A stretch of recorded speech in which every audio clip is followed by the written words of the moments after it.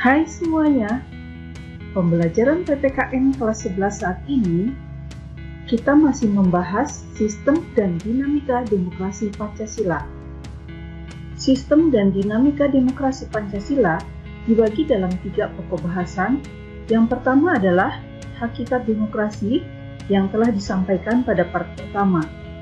Pada part kedua, kita akan membahas mengenai dinamika penerapan demokrasi Pancasila. Dan minggu depan kita akan membahas membangun kehidupan yang demokratis di Indonesia. Saat ini kita akan membahas mengenai dinamika penerapan demokrasi Pancasila. Yang pertama adalah prinsip-prinsip demokrasi di Indonesia. Bagi bangsa Indonesia, pilihan yang tepat dalam menerapkan paham demokrasi adalah dengan demokrasi Pancasila. Paham demokrasi Pancasila sangat sesuai dengan kepribadian bangsa yang digali dari tata nilai sosial budaya sendiri. Kenyataan ini dapat kita lihat pada kehidupan sebagian besar masyarakat Indonesia yang menerapkan musyawarah mufakat dan gotong royong dalam menyelesaikan masalah-masalah bersama yang terjadi di sekitarnya. Apa sebenarnya demokrasi Pancasila itu? Pada hakikatnya, rumusan demokrasi Pancasila tercantum dalam sila keempat Pancasila, yaitu kerakyatan yang dipimpin oleh hikmat kebijaksanaan dalam permusyawaratan perwakilan. Rumusan tersebut pada dasarnya merupakan rangkaian totalitas yang terkait erat antara satu sila dan sila yang lainnya. 10 pilar demokrasi konstitusional Indonesia menurut Pancasila dan Undang-Undang Dasar Negara Republik Indonesia tahun 1945. Yang pertama adalah demokrasi yang berketuhanan yang Maha Esa. Para pemeran politik dan pemimpin negara dan semua warga negara dalam menerapkan demokrasi tidak bertentangan dengan nilai-nilai agama. 2. Demokrasi dengan kecerdasan. Warga negara yang cerdas dan terdidik secara politik merupakan syarat mutlak untuk mewujudkan demokrasi. 3 adalah demokrasi yang berkedaulatan rakyat. Kekuasaan tertinggi di tangan rakyat.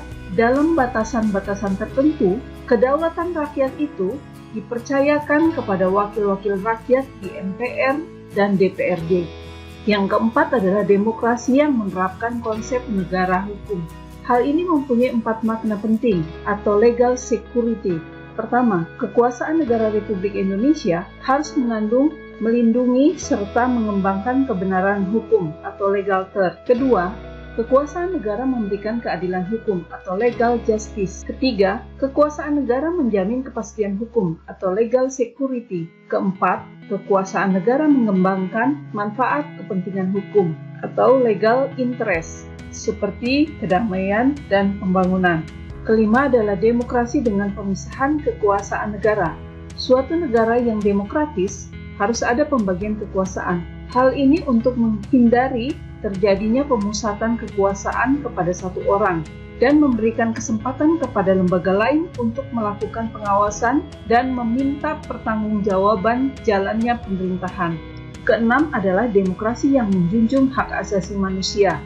Ketujuh adalah demokrasi dengan pengadilan yang merdeka. Sistem pengadilan yang merdeka atau independen yang memberi peluang seluas-luasnya kepada semua pihak yang berkepentingan untuk mencari dan menemukan hukum yang seadil-adilnya. Kedelapan adalah demokrasi dengan ekonomi daerah.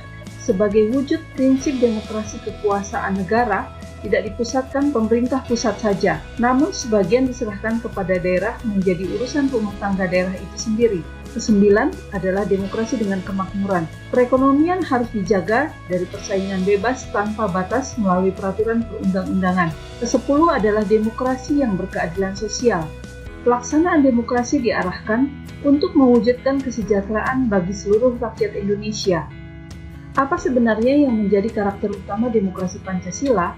Karakter utama demokrasi Pancasila adalah sila keempat, yaitu kerakyatan yang dipimpin oleh hikmat kebijaksanaan dalam permusyawaratan perwakilan. Dengan kata lain, demokrasi Pancasila mengandung 3 karakter utama, yaitu kerakyatan, permusyawaratan, dan hikmat kebijaksanaan.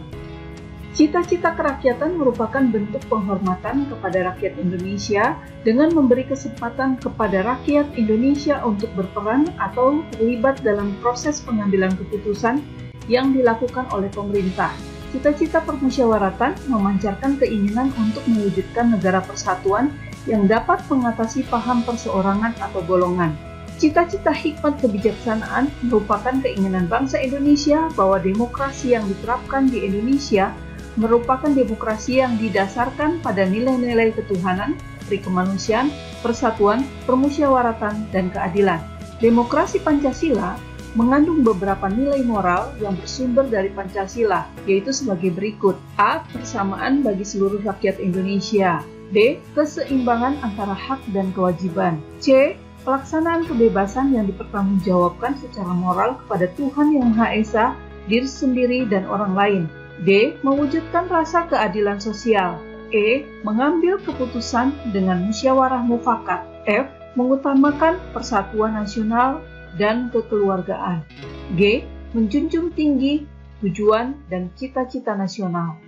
Sampai di sini penyampaian materi mengenai dinamika penerapan demokrasi Pancasila dengan subpokok bahasan prinsip-prinsip demokrasi di Indonesia. Selanjutnya, kerjakan tugas-tugas di bawah ini.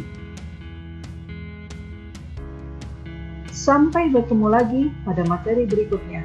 Tetap sehat dan tetap semangat. God bless you.